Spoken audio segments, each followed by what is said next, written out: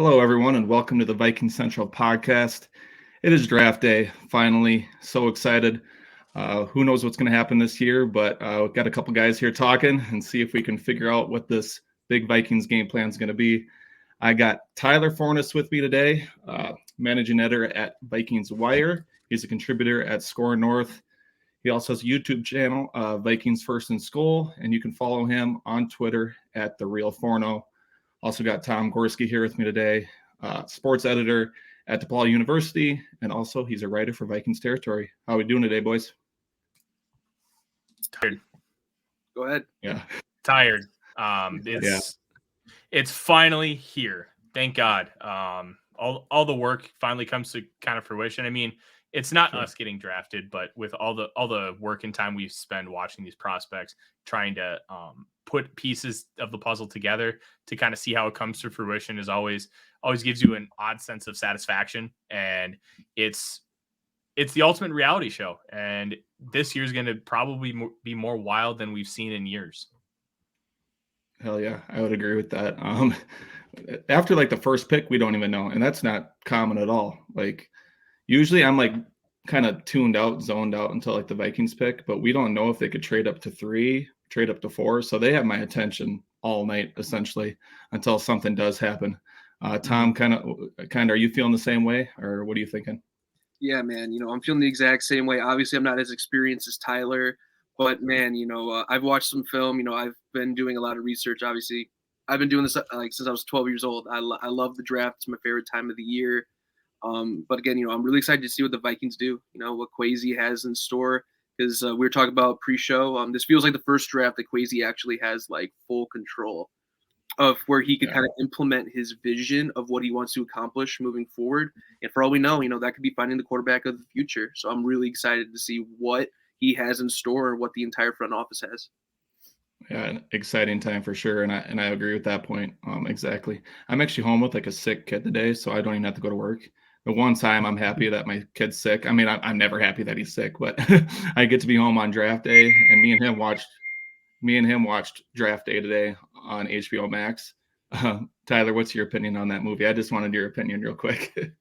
You have to look at it within the right context. It's fun. Yeah.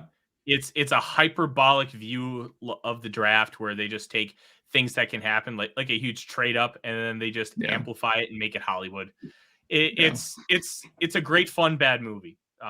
Yeah, I would agree with that. I enjoy it completely. It's kind of cheesy, but the cheesiness factor kind of like just keeps you tuned in the whole time. And then it's obviously the NFL draft. So yeah, it's pretty awesome.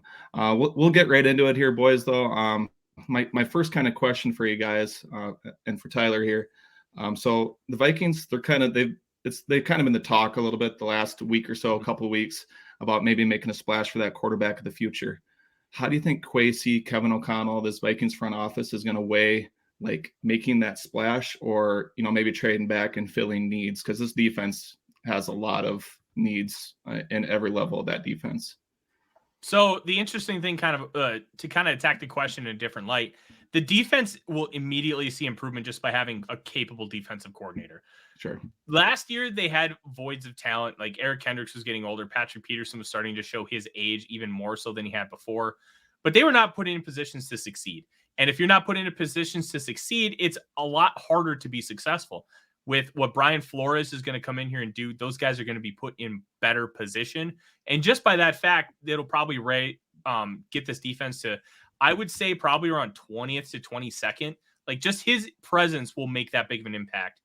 I think you could go a lot of different ways, especially with how Kwesi has kind of started to construct this roster. He's not extending a lot of guys past 2024, 2025. He really wants to see how things play out before and determine how he wants to invest his money wisely. Obviously, they have cornerstones at premium positions. They have both their tackles. They have a star wide receiver. They believe that they have something in Andrew Booth Jr., Lewis Seen, and Danielle Hunter is still a franchise cornerstone at this point. We'll see if they extend him. So the theory is, if you have, especially an offense, you have these cornerstones to work with. If you get the quarterback that can lead you for the next 10 to 15 years, and you'll be able to maximize that rookie deal for a couple years, like that can be just an absolute franchise shift, and you'll be able to spend in free agency in 2025, 2026 before you extend that quarterback. You'll be able to get some of those other pieces. Like maybe you spend $10 million on a nose tackle because you have flexibility to do it. The Bengals did with DJ Reader, and he's made a massive impact for that defense. But right now, you just need to get talented players. If it's a massive trade for a quarterback, which I know they're trying to do and they have been for weeks, that'd be great. But it's got to be the right guy, and you have to love that guy. And I know they love a guy. But if that guy's not there, then you probably want to trade back and get some assets on day 2 because the depth of this class is between 20 and 60. There's not a huge difference between Joey Porter Jr. at 23 and a DJ Turner at 50. I mean, Joey Porter Jr. is a better player, but when you're Kwesi, you're really looking at like picks or stock value. So 20 is not going to be worth that much more than 50. And if you can get like 50 and 65, like just throwing arbitrary numbers out there, that can be worth more than 23 because you're getting 2 players of a similar value. And all of a sudden you have 2 holes filled instead of 1. So I think it's a massive trade for quarterback, or they may even get out of day 1 and just pick 3 or 4 times on day 2. For sure. Do you want to piggyback off that at all, Tom? Yeah, I honestly agree with every single thing Tyler just said. I think many people would be shocked if they actually picked at 23. They're either moving up for a quarterback or they're moving back to the end of the first round or maybe out completely. I mean, Houston, Pittsburgh, Arizona, maybe all those teams kind of make sense to potentially move back because there's so many guys. I mean, Mozzie Smith, the defensive tackle from Michigan, I've seen his name linked a lot. That fills a need on the defensive side, and by acquiring more draft capital, maybe Emmanuel Forbes, starts to fall because of his weight. He's a little lighter. But I do think, we've seen everywhere that they're going for quarterback high. I'm curious to see where Anthony Richardson goes because if he has his top 3, top 5 steam, I would love the swing. I really would. My preference would still be CJ Stroud. I think he fits the offense more of what Kevin O'Connell kind of visions. He's just kind of like a more athletic and more gifted, I think, Kirk Cousins in a way. But Richardson, I think in another way, unlocks so much potential of what this offense could be. Like if he does hit with Hawkinson in his prime, JJ in his prime, I mean, the sky is really the limit. And I know, I don't know if Tyler, if you view this comp a little bit, but when I've watched Anthony Richardson on film, I see a lot of like Dante Culpepper in his game a little bit. And if you kind of get the whole Culpepper, Randy Moss thing kind of intact a little bit, like I just feel like that would look so special. And if you could just hit on the quarterback and take that swing that the fans and everyone's desperately been needing, this team could take a Kansas City Chiefs like jump, a Buffalo Bills type jump, where you don't have to worry about being a mediocrity anymore. You could like take a deep breath and know like, okay, we have the most important position finally filled. And then you can start filling the holes. That's the easiest part is, and the most difficult part is figuring out the quarterback. When we've seen Rick Spielman in the past, he couldn't nail the quarterback. But, man, could that guy build an actual roster? He just couldn't find the most important position. So I do think that if Kwesi could finally nail the quarterback, I think just for the foreseeable future, he will be able to construct a roster around Richardson and the core pieces in place that can make the Vikings relevant and like take that next step that we've been waiting for them to do these last 2 decades. I think the Culpepper comp is interesting, and I don't really have a true comp for him because he's not Cam Newton.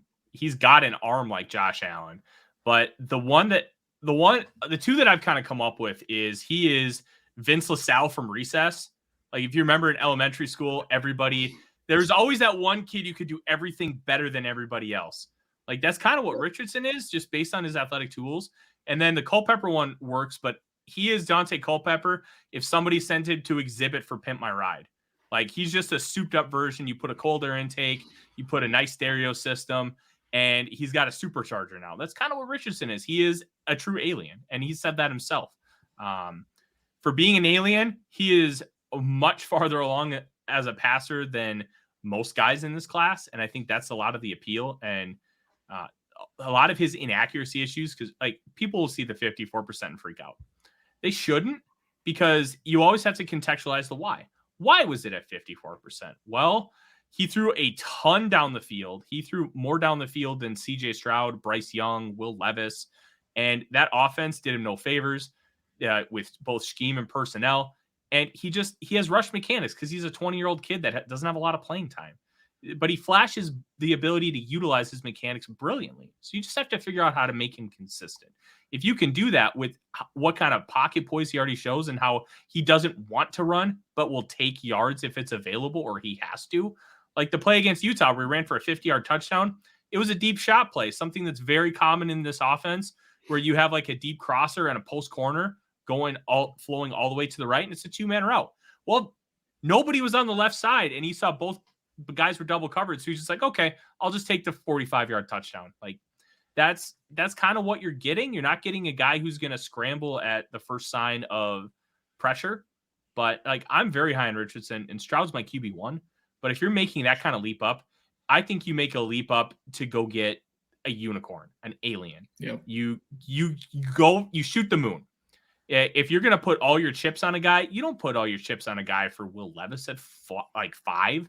You put it on a guy that could have like the biggest ceiling like we may have ever seen for a quarterback just based on the traits. And like, if you make that trade, I think it's got to be for Richardson. If it's for Stroud, you probably wait a little longer and you don't give up as much. Yeah, I agree with all those points. Anthony Richardson, he has all the tools, all the intangibles, everything you want in a franchise quarterback. And for the first time in a long time, I actually trust this staff to develop a guy. Like, we don't have Mike Zimmer here anymore. We have Kevin O'Connell, and he hasn't had the chance yet to really develop a quarterback. I mean, he's had Kirk Cousins, and they have a good relationship. But I trust KO to really, develop a guy. And I think Anthony Richardson would be just a home run selection. And if he panned out, it would be an amazing selection and a franchise altering selection for this franchise. So yeah, I love your guys' comparisons and everything like that. It's going to be interesting to see what they do because they might have to move up into the top 5 depending on what the Colts look like. I know the Colts have had interest in Will Levis and stuff like that. Is Tennessee going to move up? It's going to be interesting how it all plays out. And we'll get back to some quarterback talk here as well. I just had one question about the defense. So if we don't end up moving up and we kind of stick around that 23, maybe we do move up a little bit for a certain player, or we move back. Is there any real like defensive player you guys are looking at that could be like that could transform this defense? Like, Harrison Smith kind of transformed the defense when we drafted him back in, I think, 2012. He's just all over the place. He's a versatile player. Is there any one guy that you guys are kind of looking at? Tyler, maybe you want to start that can transform this defense, maybe around that pick 23 area. Well, ironically, it's a guy who can play safety, and that's Brian Branch. He is the quintessential Brian Flores player. And when you take a look at some of the defenses that Bill Belichick has run, because Brian Flores was with the Patriots from 2008 to 2019. So he has seen some things. And when you kind of look at what players made their defense special, it was guys like Patrick Chung, Devin McCourty, guys who can be unicorns in the back. They can play like anywhere you need them to. They can play Brian Branch can play on the outside if you need him to. You don't necessarily want to have him there full time, but if you need him there for like 10 snaps a game, he can do it. He's really good in the slot. You can play him in the box. You can play him over the top. The 4.58 speed looks a lot faster on game film because he's so intelligent. He knows what he's seeing in front of him, and he has a really quick click and close ability to go and attack the football. And you see that in coverage where he just undercuts routes, flips his hips with great fluidity, and goes and attacks the football. That kind of guy is somebody that Brian Flores can utilize tenfold. And then all of a sudden you have a lesser need in the slot. Byron Murphy can play on the outside. And now you only have one guy between Andrew Booth Jr. and Caleb Evans that you have to have starting on the outside. So all of a sudden you're feeling a lot more comfortable on the back end. And especially with blitzing, Branch is great at that too. So you can really do anything. If you want to transform the defense, he's the guy. I don't think you can trade down and get him because I don't think he gets past Jacksonville. Sure. But he'd be phenomenal. That would be the one guy that I would pound the table for in defense. He's the only first round defender on the All Forno team. Yeah, and I love Brian Branch as well. And I mentioned it on Twitter that he was maybe a possibility at 23, and I just got roasted. Oh, you guys selected Lewis Seen last year. Are you really going to take another safety this year? And I'm like, the dude's not even really a safety. He's just a playmaker. And Brian Flores loves that kind of player all around his defense. So I think it'd make a lot of sense. And like Tyler said, yeah, he'd be the one player that I think would really transform this defense into something special, especially with Brian Flores at the helm coaching that defense as well. So yeah, that's a great point. Anyone on your mind at all, Tom? Yeah, I mean, obviously Brian Branch is, I think he's one of the more safer picks in the draft that I would feel really comfortable with Minnesota taking. But a guy that's really caught my eye just for the last few months, even before there was like a lot of steam of him really breaking out, was Kalijah Cansey from Pittsburgh. I think Minnesota's really got to beef up that D line after losing Dalvin Tomlinson. Cansey is, he's really just like an athletic freak. He's 6 foot 280. I know there's been some steam of like Detroit potentially taking him at like 18 if they go corner at 6. But Cansey is just a guy that I think fills a lot of fills a really big need for what this team has, because I believe they got like Kyrus Tonga on the defensive line right now. They got Harrison Phillips, and and guys like that where it's like, where's the identity on that D line? You need to stop the run. We need that interior pressure.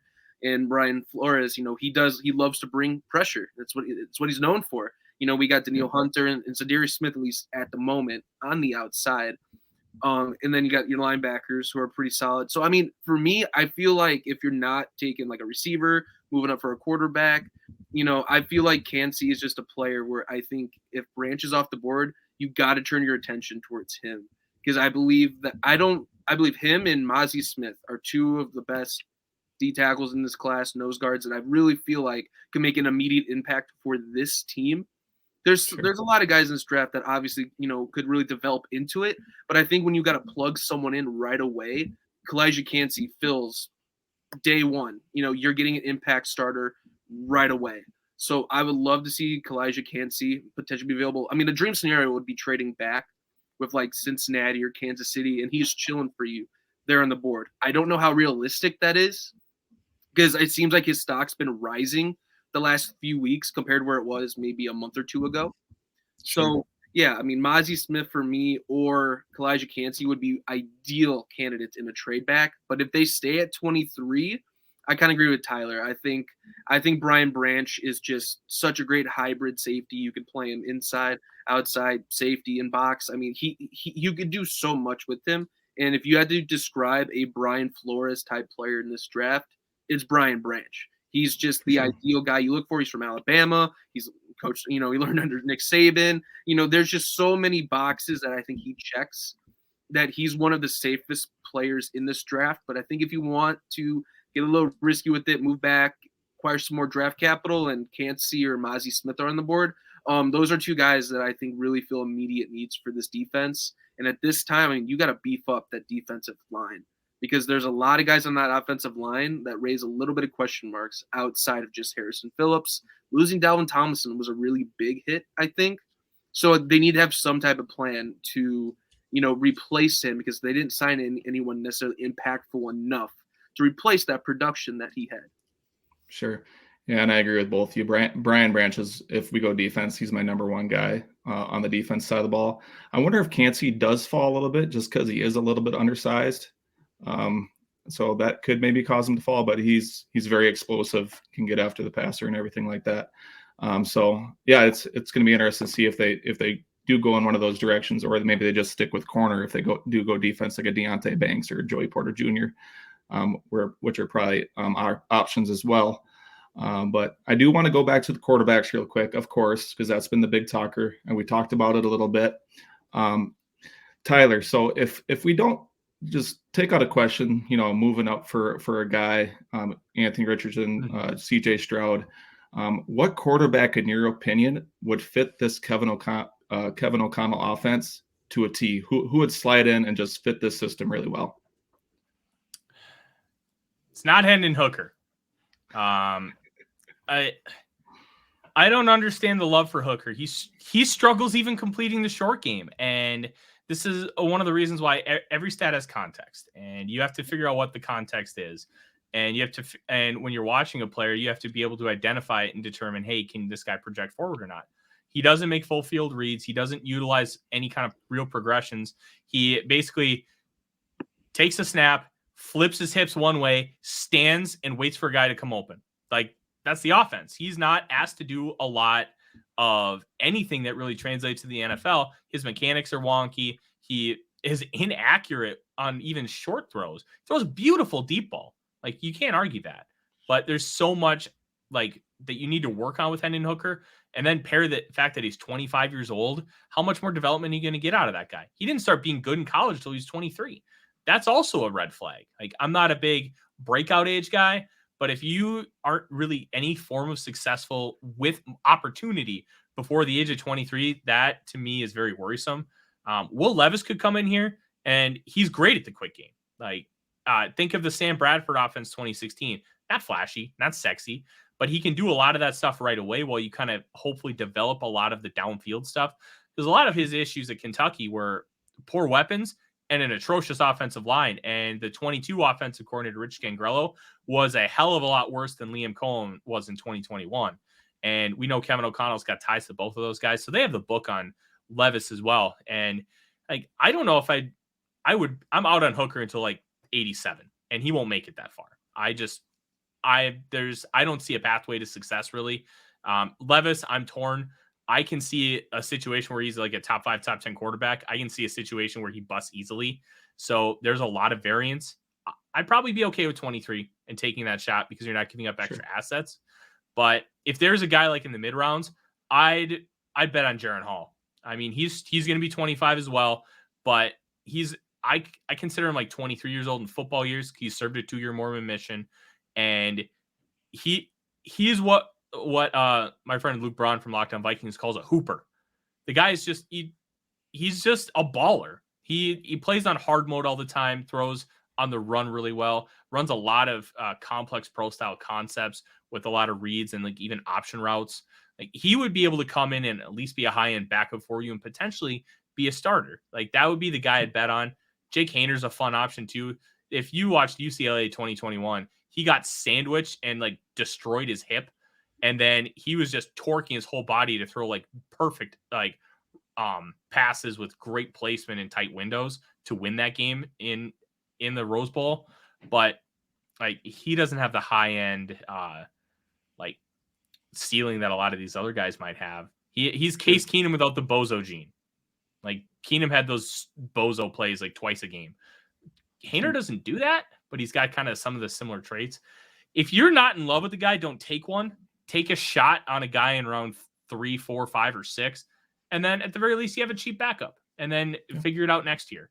But if you love a guy, go get him. And that's kind of where I sit. I don't necessarily love anybody outside of the top 3. And it might be really hard to get one of those guys, especially with 2 of them going top 4. Yeah, I agree. It's going to be interesting to see play out. I love your selection of Jaren Hall. Like, I'm a big fan of Jaren Hall as well. I've seen a couple comps, and he's a little undersized and everything like that. But do you see any similarities with Russell Wilson at all? Maybe coming out of Wisconsin at all, or what are you kind of thinking on that comp? I don't think it's a 1-to-1, but I think you can draw some parallels, especially with how their movement skills. I think Hall's a better athlete. He's a former baseball player, and that's where you see a lot of the wacky arm angles. Plus, he just drops it in a bucket. If you put one of those Homer buckets from Home Depot, the orange 5-gallon ones, you put it 55 yards down the field, I'd bet on Jaren Hall to hit more than any other quarterback in this class. He just knows how to drop a beautiful ball down the field, and that's part of the reason why he's a hooper. He just knows how to throw a football. He's got some struggles seeing the field, but I think that that's workable. And the rest of the profile, I think, is just really nice for potential growth and development. Or he's a backup, and that's fine in like round 4. Exactly. You don't have to make that big risk if you're selecting round 4 or 5. I mean, we saw it with Kellen Mond a few years ago, and obviously that was a disaster, but it was a 3rd round pick. That's worst case scenario. And great like process with the Mond pick. Awful player selection. That they should have never touched Mond in round 3. Nope. And it was not a good selection from the start. I agree with that. And Mike Zimmer, we're not going to bring up that whole Mike Zimmer Kellen Mond relationship right now, but I just trust Kevin O'Connell. Give us a rookie quarterback to work with. I want to see him work with Kevin O'Connell, work with a young quarterback.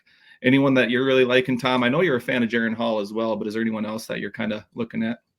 Yeah, I mean, Jaron Hall caught my eye because I knew about him because I knew he was going to be the guy that was going to be the heir apparent to Zach Wilson. And at the time, you even knew who Jaron Hall was before Zach Wilson like left BYU.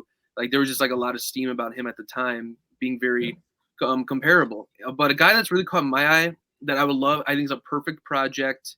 And I think it's Dorian Thompson-Robinson from UCLA. I love the mobility. You can't kind of like with Anthony Richardson, you can't really teach athleticism. You either have it or you don't. But what you can work on is accuracy and helping someone become a better passer at the next level. So I would love to see Kevin O'Connell be able to actually work with an athletic quarterback with mobility who has shown flashes potentially of being able to make a lot of tight window throws. And I do like that Thompson comes from Chip Kelly because obviously Chip Kelly didn't work out in the NFL, but he did work out. I think he's a very good play caller and offensive mind at the collegiate level. And Dorian Thompson-Robinson, I really do believe if you can't land like what Tyler's saying with the top 3 guys, I would love for you just to kind of take like a dart throw a little bit in the middle rounds. Do not rush a Hendon Hooker who does not provide nearly enough upside. His upside is, it could be as high as, anyone else, in the middle rounds where you don't have to use that first round draft capital on him. So I mean, Will Levis is a guy I like, but I wouldn't want to take him where he's selected. I would feel fine with him at 23, but I don't know if I would want to move up and trade future draft capital for a guy like Levis, because I know there's been some questions about his like personality over the last like few days. Maybe it's like smokescreen season, but I know his personality sometimes could rub few people the wrong way. Sure. Potentially, he's a very he's a big motor guy. He's not very quiet. I know that for sure. But Dorian Thompson-Robinson, I believe he's like a 4 or 5 star, or not 4 or 5 star, 4 or 5 year starter at UCLA.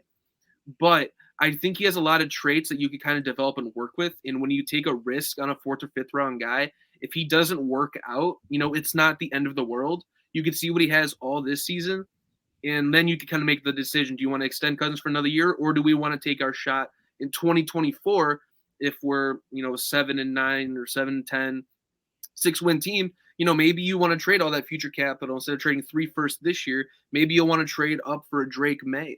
Obviously, you're not going to get Caleb Williams, but would you want to get into that top 3 for a Drake May instead, who would probably be the number 1 quarterback in this year's draft class? Next year's draft class is supposed to be really good.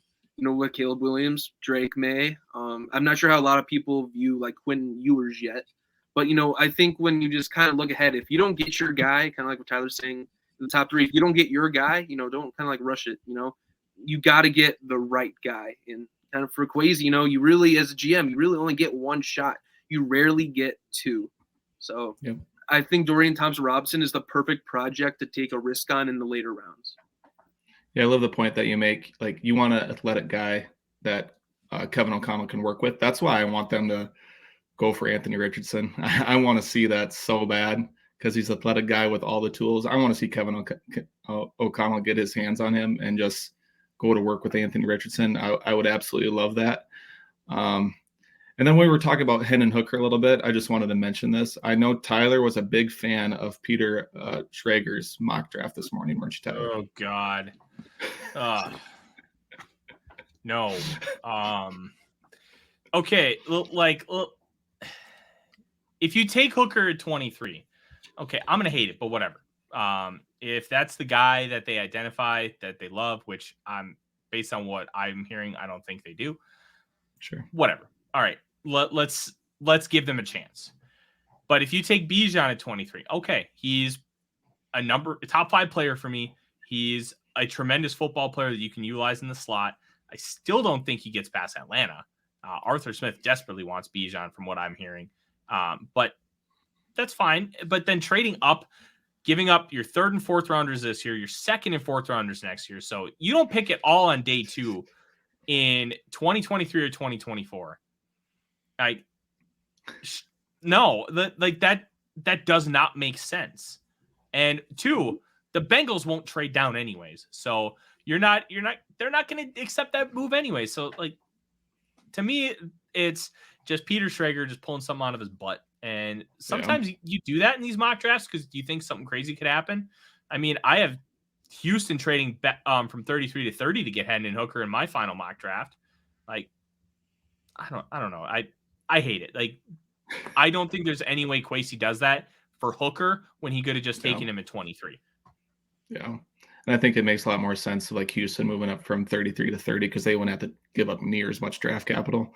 Whereas Kwesi would pretty much be going into the first round to get Hendon Hooker and giving up all that capital to get his 5th-year option. I'm like, it's not worth that in my opinion. And you're in the same situation as I am where it's just not worth it at that point where he could just take him at 23. Exactly. But before you guys get going, I just want to get your guys' final thoughts. So Tyler, what do you think will happen and what do you want to happen tonight with the Vikings draft?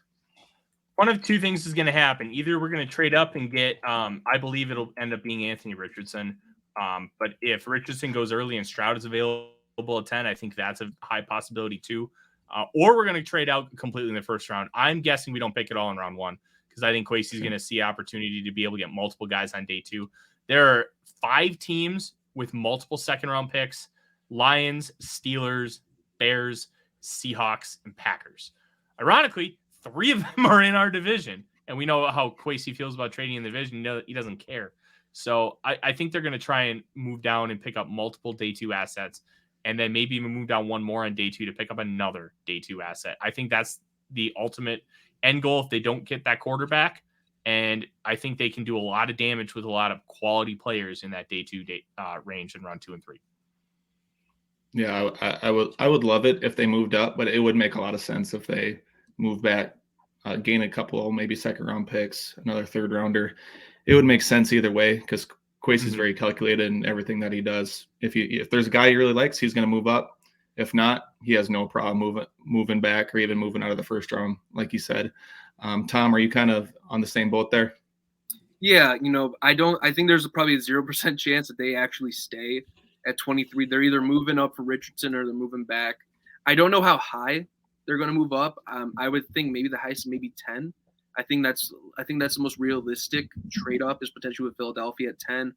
I know there's been a lot of steam about moving up all the way to 3. I don't know if that's ever happened before, so it's really hard to really imagine that. I wrote an article for one of my classes the other day about it, of how it's just really unheard of for a team to move up all the way from 23 all the way to 3, because you can't really go back in history and kind of look at that. It's just you really, unfortunately, you just can't because it rarely happens. But I think Richardson, if he starts to slip in around that 8 to 10 range, that's perfect territory for Kwesi to go up and strike. But I do think they're going to potentially move back. I think moving back with Kansas City at 31 or Houston at 33, Pittsburgh at 32. I mean, that's the dream scenario, I think, for Kwesi and them right now, because they're going through all these different scenarios that if you move back, acquire more day 2 picks, that makes us a better football team today than we were yesterday. So I think that's kind of the mindset that they're looking at. I'm very curious to see which wide receiver they target, because I do believe that they will go wide receiver fairly early. A wide receiver I would love for them to target in a trade back, which I don't know if this might be a little too high. I've seen a lot of people think he goes in the top 50 range, but I would love to see Josh Downs in Minnesota. I think he's one of the best route runners in the draft. I feel like he's a very safe prospect. Very good reputation, very good guy from North Carolina. Kind of just puts his head down, does all the right things. He's just a guy that I think is a real big sleeper in this draft class. And I think he'll be within striking distance if you trade back into the early second round with really anyone in that top 30. I mean, Seattle can move up at 37, I think they pick. Maybe if they want to get in on Hendon Hooker, get that 5th-year option, that's another area where you'll get a lot of draft capital back to moving back that far. So, yeah, I mean, I would love just to see Josh Downs potentially end up in Minnesota in a trade back. But if not, I think there's really a lot of different scenarios that they could take. So many different players, like Tyler, you were saying earlier, in that 20 to 60 range. There's not that much of a difference in value, which is, I think, what Kwesi's really going to prioritize. Is we saw it last year. He moved back from 12 and he gave up 46 to ensure that he got picked. Was it 32 and 34 and then 66, where he got all of the, that's where he and Kevin O'Connell believed was the best value in the draft. So yeah, the trade may not have looked, a little even at the time, but from their standpoint, that's where they viewed was the most valuable. And I think they're going to take a very similar approach in this year's draft as well. Yeah, I For love sure. Josh Downs. I'm with you. He's my number 3 receiver in this class. I gave him a first round grade. Like, dude is small, but he doesn't play it. Yeah, you got absolutely. that right. Dude is so twitchy, and I think he'd be perfect in this system. A guy that could finally stretch the field, take all that pressure off of Justin Jefferson. It's something that we definitely need to address in this draft. But amazing stuff, guys. Thank you, Tyler. Thank you, Tom, for joining. Any last tidbits before you guys get going? Yeah, Tyler, you got anything that you've been hearing, or any kind of deep dive guys that you think could be sleepers on day 3? Maybe some running backs. Oh, running back is deep, and I don't know how they come off the board. It's going to be Bijan 1, Gibbs 2, and then after that's a crapshoot, because with running back, this is a very good class, but somebody's running back 3 could go off the board 10th and vice versa, just because of how teams view like the prototype and the type of running back they want. I would love Zach Charbonnet from UCLA.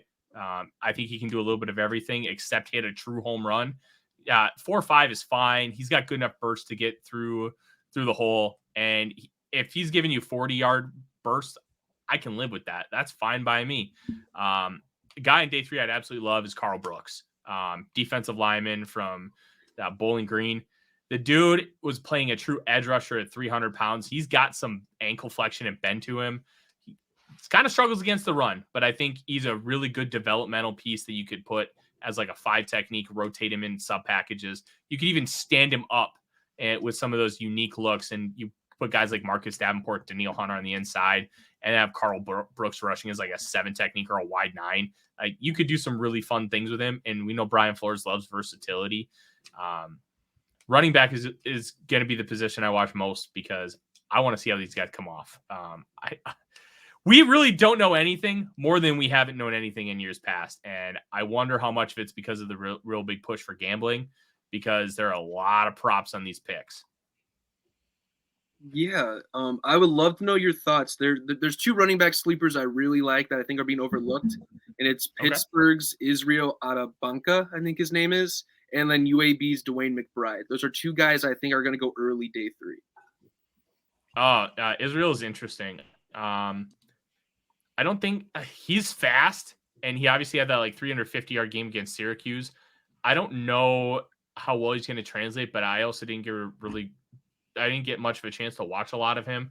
I think there's some potential there, but I think he's being a little bit overvalued by some people who are like, oh, this guy's a sleeper. You should go like late round 2. Like, I think we're getting a little rich. Late round 3, early round 4 is probably the range. McBride was just a hoss. That dude produced behind a bad UAB offense, and he was just a mammoth tank. And some of the things he would be able to do as an athlete, like he get flippy, dude, and he just land on his feet and then just keep going. Like, this guy is just nuts. I wonder, Kwesi has not taken a player outside of the Power 5 conferences yet. And I talked about Carl Brooks, and I love him. But until he takes a player from a group of 5 school, I'm not convinced he ever will, because he comes from the Andrew Berry tree, and they prioritize Power 5 guys a lot, mainly due to like facilities, level of competition, physical development with like the body and stuff. So we'll see. It'll be fun. I think if anybody is going to be their guy at running back, of those 2, it'll probably be Israel. But I really don't know. I've spent like the last 4 months studying this stuff. I have no freaking clue. And that's why the draft is the best. Yeah, that is interesting. That excites me too. Like, running backs, they used to be such this premier position in the NFL, and now they're just undervalued, and people know they can pretty much plug and play a guy pretty much anywhere. Tajay Spears, kind of my flashy pick. I love Tajay Spears just because route running ability, twitchy, fast. He can make all the cuts on the field. I would love Tajay Spears, but yeah, all those guys are interesting. But again, Tyler, Tom, thank you so much for joining. Great episode. Tonight's going to be fun. I mean, this whole weekend's going to be fun, but it's going to be interesting to see how that first round plays out. Again, you can follow Tyler on Twitter at @TheRealForno. Tom Gorski, You can follow him on Twitter at Tom Gorski 33. Thanks, guys, and we'll see you in the next episode.